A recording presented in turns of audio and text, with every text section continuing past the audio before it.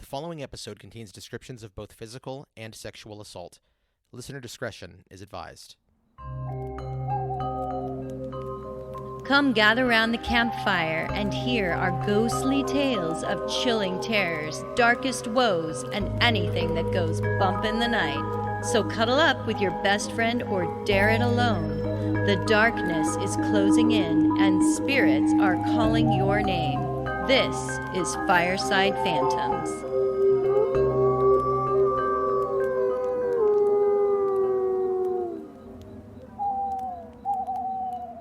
At work, my computer I have on the background is a beach coastal theme, and it has sound effects. And so it's supposed to sound like the ocean? It's supposed to, but it doesn't. It sounds like a toilet flushing. So every time I do something on my computer, all of a sudden you hear a toilet flushing, everybody starts laughing at me, and I'm like, I don't get it. And Kimber is like, Holly, that's supposed to be the ocean sound. I go, that sounds like a toilet. And everybody's like, yep, that sounds like a toilet. Oh. Are you ready to tell your ghost story? Yes. Hello. Hey, hello, Carol. You go first. I'm going to go first today. Probably for the best. I actually did a local story. It's called The Witch's Castle. Woo! And as you know, being a native Portlander like myself, there is a ginormous park in Portland called Forest Park. And deep inside of Forest Park is something called the Witch's Castle, which is said to be quite haunted. And it is near the junction of Wildwood Trail and Laura McClevey Trail. Sorry, Laura. You guys know what I'm talking about. Okay. So back in 1850, there was a guy named Danford Balch. And Balch went into... Why is that funny? Also an unfortunate name. I think it's a lovely name. No, it's not. What are you talking about? He filed a property claim in 1850 and said, this land is my land. It's not your land. It's my land. That reminds me of a song. I can't imagine what song you would be referring to. He wanted to clear the property so he could build a home for his family. And so he hired a guy named Mortimer Stump. Another one. What is with these god-awful names, Holly? Please. I am not. Did you just insert like the worst names that you could find? No. This is all true. It was on the internet. It's true. Mortimer Stump. And he was God damn it. He was a transient. She was a transient from Vancouver. I can't handle this. This is supposed to be scary. God damn it. I gotta pull it together. Pull it together. Okay, we're gonna start this again. Okay. There's a guy named Danford Balch. Big Balls Balch. And he bought some property in Forest Park. I guess I've never looked at these trail names. These are not trail names. These are the names of the characters in our story.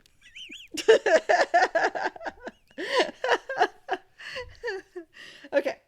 He hired this guy named Mortimer Stump. Stop it. And Mortimer was a transient worker from Vancouver, Washington. And Balch was like, hey, why don't you live with my wife and my kids and I? And he's like, okay, I will. So Balch told him to stay with him, his wife, Mary Jane. Of course. Of course. Of course it's Mary Jane. Mary Jane Balch. And their 9 children. Holy cow. Yeah, they had a lot of kids. But back in those days, you didn't have birth control, so we just had lots of kids. I don't care. 9 kids. How? They got some. The rhythm method does not work. So anyway, they're working together to clear the land and so on and so forth. And then Stump falls in love with Balk's 15-year-old daughter, Anna. Okay, that's just creepy. Well, back in those days, that was totally cool. So he asks Balch if he can, Balch, if he can marry Anna, but Balch says, fuck you, no. Don't you dare touch my 15-year-old daughter. That's right, because, it's still creepy even though it was allowed back then. Yeah. But Anna... Good dad. Yeah, but Anna's like, Daddy, I love him. I love his stump, Daddy. Daddy, come on. And Daddy is like, no. And if you guys leave and get married anyway, I will kill him. And they're like, Dad, you're so overly dramatic. This is a bunch of bullshit. So they left. And they eloped. And after a few weeks of them being married... She ran away. No, they already ran away. No, she ran away after being married. No. No.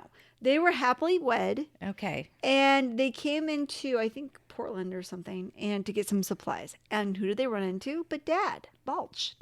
It was a small place back then. Sure was. There was like 10 people here.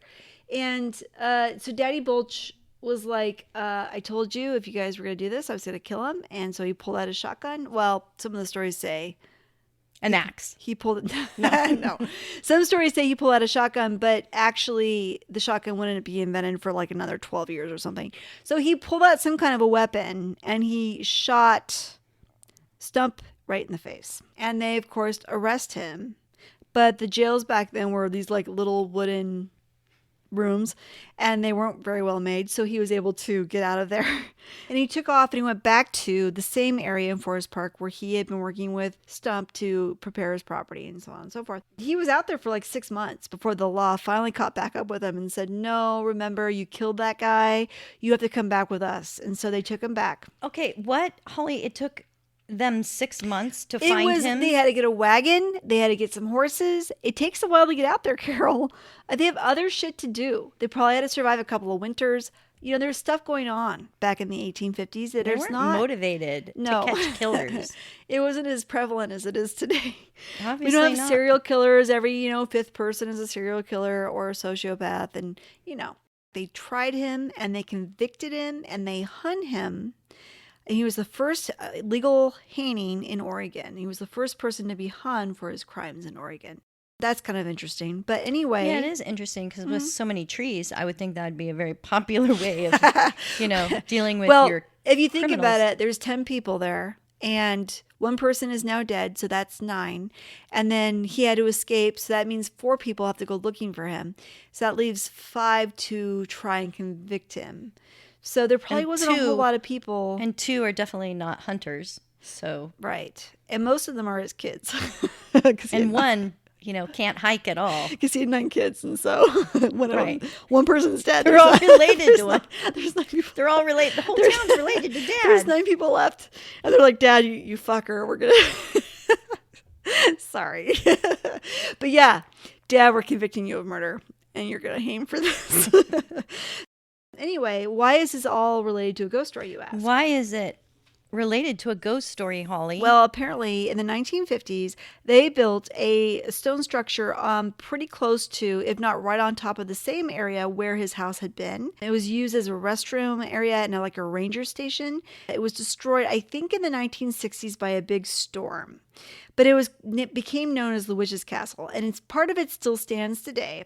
High school kids go out there and they vandalize it, and they actually are the ones that named it the Witch's Castle.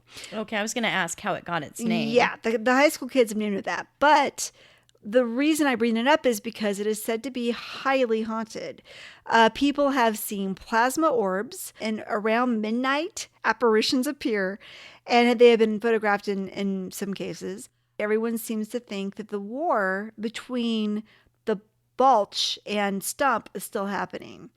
And the ghosts of these people are still at war with each other. And that's still playing out in the same space that all of this actually went down in the 1850s. But visitors do feel uneasy about entering the structure that's still left. Toilets reportedly would flush on their own. And some people say the building was actually abandoned because of the paranormal activity, because it was too much to bear. And of course, there's even rumors that a coven of witches have practiced their magic there. Okay, now we're getting somewhere. Yeah. Because I was like, what does that have to do with witches? Well, because it looks creepy. So if you go onto the internet and you look at it, it does look kind of creepy. Mm-hmm. And again, it's deep in the woods. And it's really, it's on a popular hiking trail in Forest Park, and a lot of people hike out there and see it. But it is, it's got a lot of activity, and especially if you're there at night, it gets a lot of, it's said to be highly haunted, if you will. So what is your theory, Holly? Do you feel it's the ghosts of Stumpy and Balchy? You know what? We should go out there some night at midnight with candles and dark cloaks and see what happens. No, thank you. Carol, No. I want to stay by the nice warm campfire. I thought we were doing this to bond. You know what we should do every podcast? We should say we should go out and do, and then we never do any of it. You know what we should do? We should go out there. We should go out there. We should. On Halloween night. On Halloween night? We always say Next Halloween year? night. No, even better, we should go on Friday the 13th. Friday the 13th. At the witching hour. Halloween night. Most people midnight. think witching hour is midnight, but you're wrong. Do you know when actually the witching hour is? 2 a.m. Nope. 6 a.m. Nope. 4 p.m. I feel great, Holly. I feel great. 3 a.m. What happened? Why 3 a.m.? What happens then? That's the witch's hour. A witch told me that.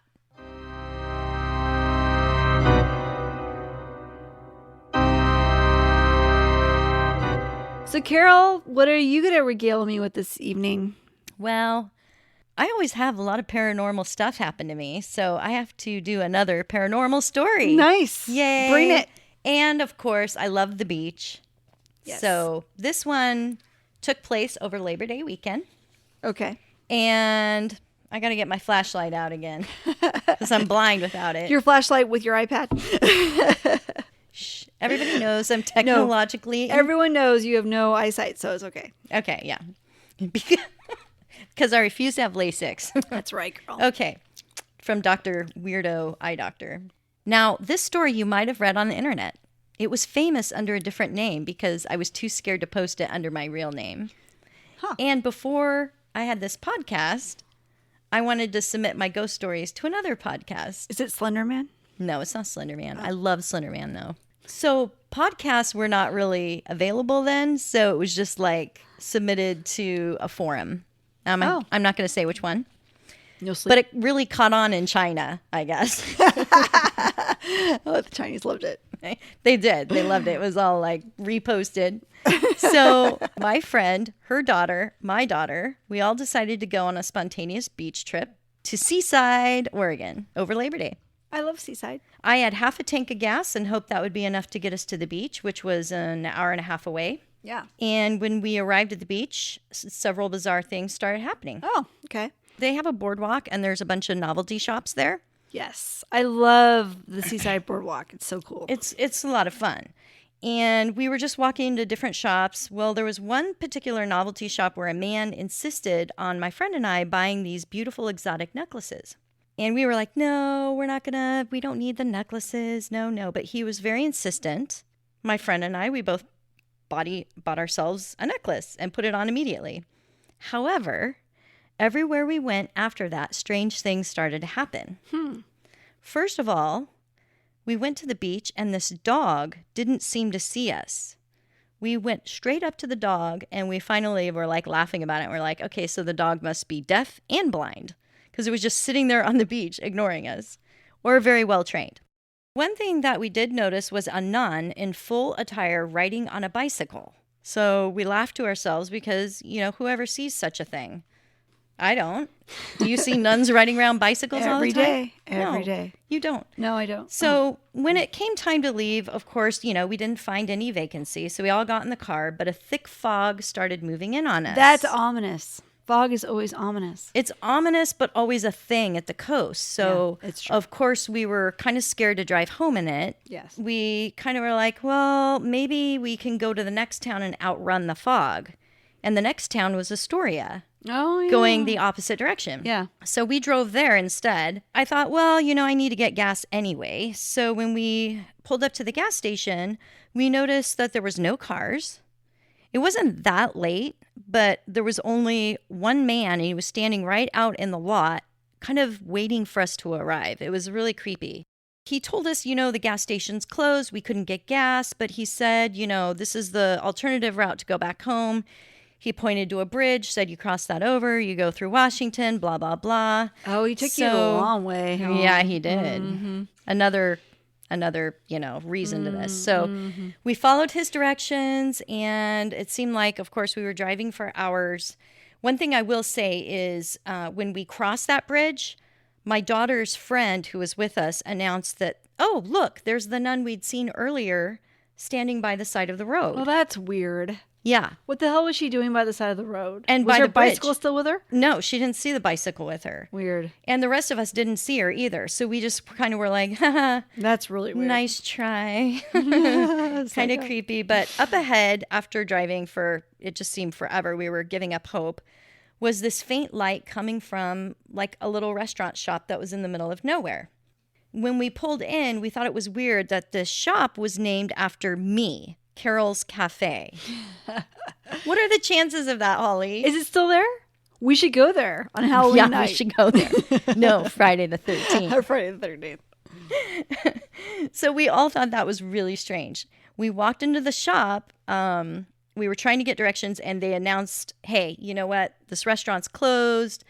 But they said, if we need to use the bathroom really quick, that's fine. So we walked into the bathroom, and I kid you not, there was a table next to the door with these weird dolls sitting on them. Dolls. And Again, dolls. there was 4 of them. Ew. One for each of us. Oh. And the strange thing about these dolls is they seem to resemble us. And the clothes that they were wearing looked like they were splattered with blood or paint. What? It could have been paint, but I swear to you, Holly, like anyone that was with me on this trip will swear to this story. I will get them on here. I will. They will swear to it. My own daughter. That's weird. So immediately we were like, let's get out of here. I will hold my pee for another 3 hours. It just doesn't matter. So we left, and as we were leaving, we said, please direct us to the next gas station, wherever that was. And even though we got into our car, the gas tank somehow just still said half full. So who knew what to believe? So out of nowhere, we're driving along. This white truck came barreling on our tails. So my friend said, okay, Carol, shit, somebody heard us talking about running out of gas in that shop. So we need to call 911 for help, because what's going to happen is we are going to run out of gas and this psycho will kill us. Right. So that's what we did. We called the police. But after being on the phone with them, we finally had to hang up because the police decided they couldn't find our location anywhere. Wow. So we just were like, you know what? We just give up. Like, That's weird. Yep. Yeah. So finally, after what seemed to be, I don't know, another half hour, we all of a sudden saw a trooper with his car pulled over on the side of the road, and he was motioning for us to stop. So when we pulled over, it looked like he was checking an abandoned car that was also off the road. And at that point, the white truck passed us by, and the police officer pushed his face into the passenger window asking if we were okay with our gas. So we were all pleasantly surprised and said, oh, okay. So you were notified then that we were running out of gas and you found us. Well, guess what? What? He had no knowledge of such a report. Oh, weird. So again, coincidence, right? Or was he a ghost cop? Well, here's the thing. The odd thing was this man's face was ghostly white. Unnaturally white. And he reassured us we would make it home okay. So maybe even an angel. He did give us directions to the next town, and he assured us it was only 10 minutes away. And to our surprise, it was only 10 minutes away. So because our gas still showed half a tank, we were like, should we risk it?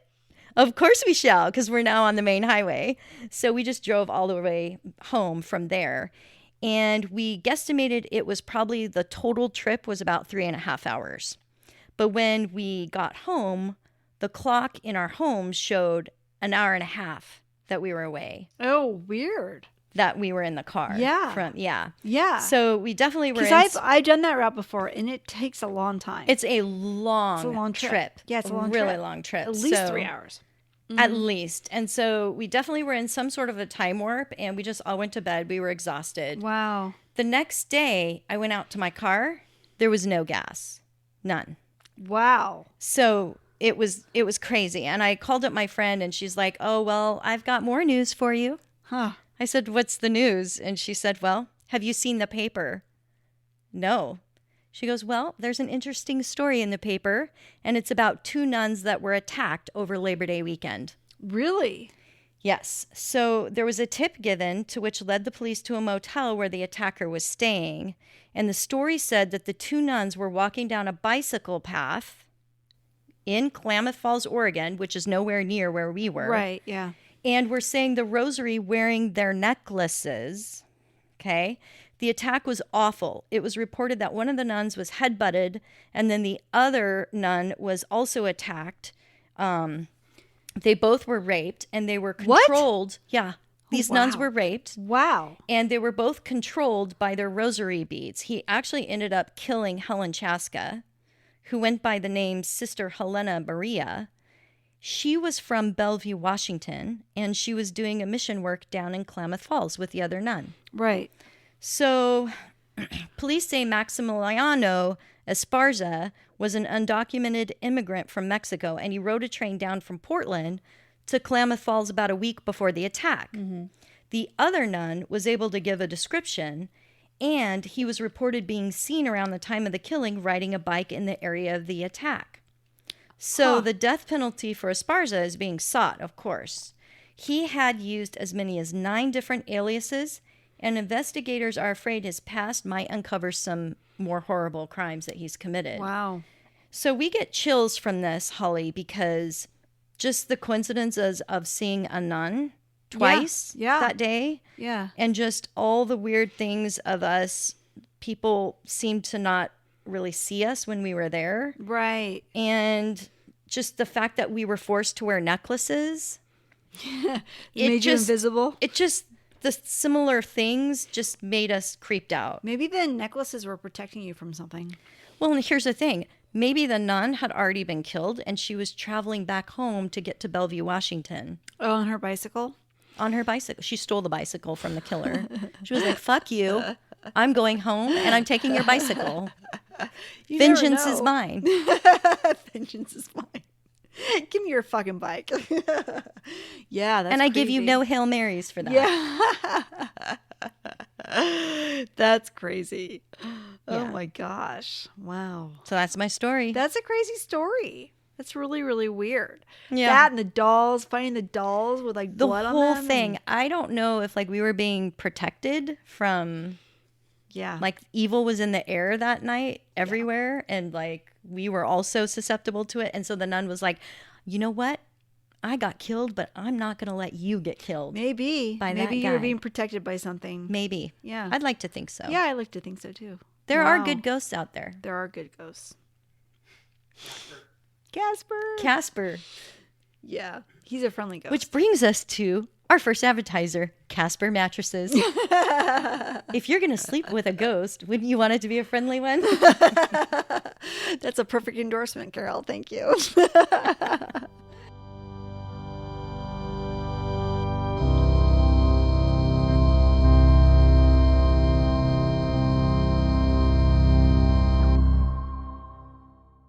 God, you got big bulges. Anyway, so yeah, Josh is going to sue us for sexual something later. And so, I hate you right now. And so, back before it was an actual park, obviously. Shut up.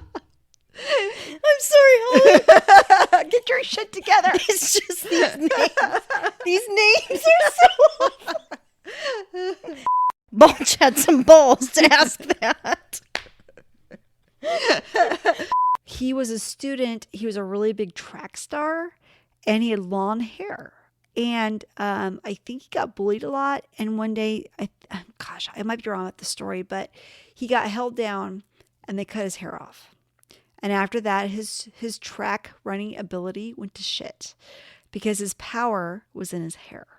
I remember reading that, thinking that it was interesting. In the movie Avatar, remember they connect with their hair? No, I don't remember that. They take their hair and then they plug it into each other's hair and then they intertwine it. It's like hair sex, and then they communicate that way. Josh, back me up. While you were talking about that, it was the only thing I was thinking. It really was? That's Yeah, Avatar? Avatar, yeah. Okay, Yeah, Josh absolutely. is our producer, and like if he says that's happened, I believe it. Yes. Because my memory is not very So if Josh accurate. says it happened, you believe it. If I say it happens, you're like, Josh. Holly, Josh, Holly, did that actually happen? we have a track record of misses. I am sorry, but I am always correct, Carol. I know. I will never doubt you again. I know, but it's weird. There's something about hair because I remember the Michael Lennon story. And in the Little House on the Prairie, he always had really good hair. Like he had like shampoo commercial worthy hair. Right. It always looked shiny and feathered. And it was taking place in a time where that would never have been a thing. Yeah, he always looked awesome on that show.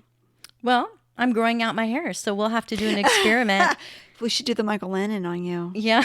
I don't know if I want to look like Michael You Landon. need a little bit of grease and a lot of wave, and then you've got it. You've got Okay. it. Yeah. Thanks, Ollie. Maybe a cowboy hat. No. Maybe some sweat on your brow. No. No? No. Are you sure? I'd rather braid my hair and look like one of the girls, like Wait. Laura Oh, Laura or Mary. or Mary. Or Mary. No, and actually I'd be more of a Mary because I am blind as a bat. So Maybe we should have a Little House on the Prairie podcast. here we go. As the flames die down, do remain undaunted. Though all hitchhikers are ghosts, And all dolls are definitely haunted.